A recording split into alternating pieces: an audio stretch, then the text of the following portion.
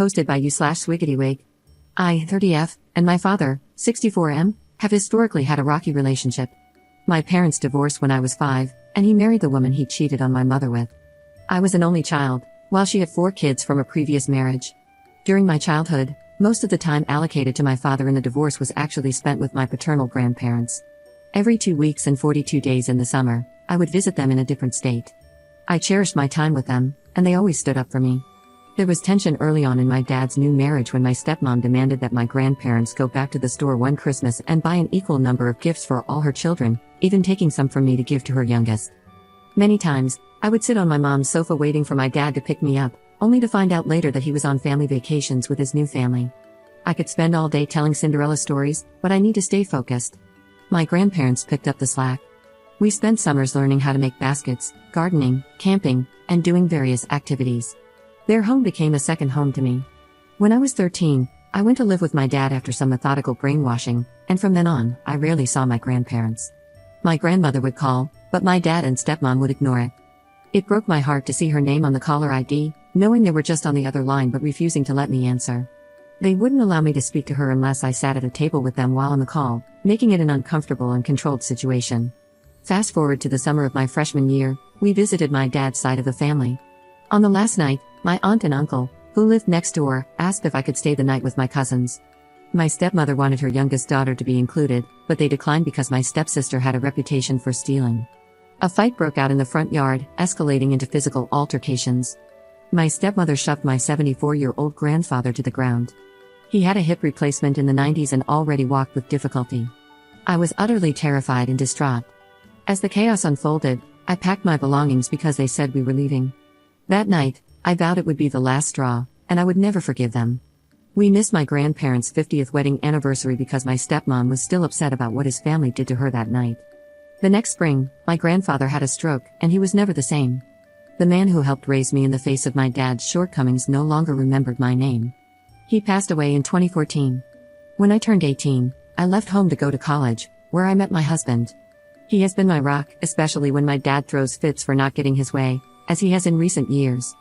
My husband has shown me nothing but unconditional love and support and has been the father to our child that mine could never manage to be. I go no contact with my dad every couple of years due to his behavior. There's an old saying that time heals all wounds, but I don't believe that to always be true. Despite everything, I maintained a relationship with my grandmother until her passing in December. She was cheeky and left us notes to find after her death. This woman never forgot a slight, and that was reflected in her will. I inherited the house, which had been deeded to me since 2001. My dad knew they would give it to me, but I think he genuinely believed he had a chance of fighting me for it. Since 2012, my dad and stepmom have been living in an RV that's now falling apart. He's retired military but has no savings. Right after the funeral, he stashed his belongings in the closets of my grandparents' home. I discovered this after changing the locks and installing cameras for security since I live out of state and plan to move into my childhood home after selling my current house. I put his belongings, along with what he was owed, in storage, and my uncle gave him the keys. Upon learning this, my dad became furious. My step-siblings have been reaching out, calling me heartless for keeping him out of his parents' home. He called me in tears, but I coldly told him that if his parents had wanted him to have the house, they would have left it to him.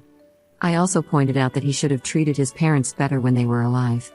I have the deed in my hands, and there's nothing he can do about it.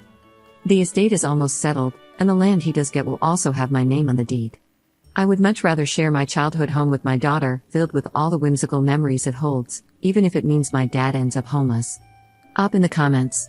3 out of my 4 step-siblings are on welfare, and between all 4 of them, they have 12 children. They already have too many kids to take care of. My dad and stepmom have spent a lot of money supporting my stepsisters over the last 2 decades, which has likely contributed to their current financial state.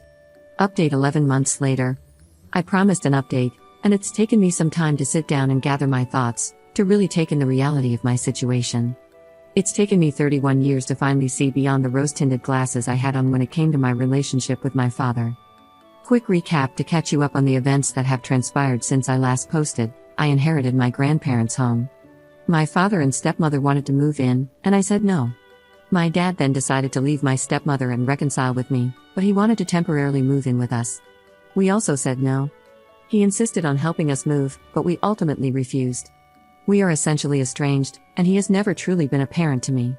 He has always chosen to love and bond with my 3 stepsisters and their children over his only child and grandchild.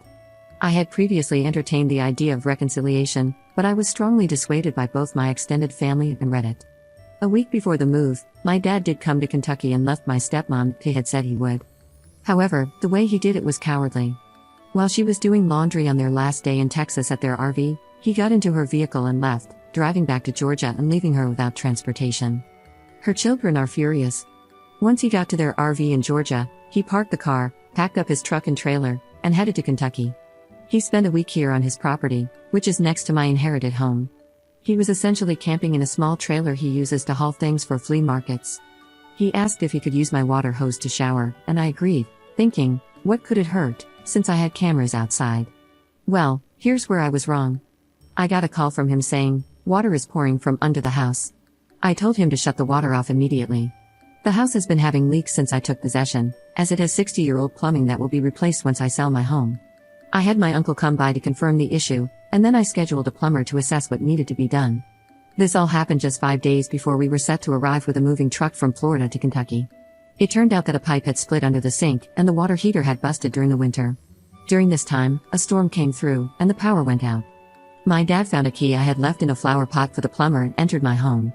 When we arrived, he told us he had sprayed the yard for ticks, done pest control, and also cleaned and sprayed for pests inside the home. I was livid. However, I didn't react angrily because, at the time, it felt strange. I started questioning whether I was wrong and if he was actually trying to be a father to me after all these years. So, I let it go.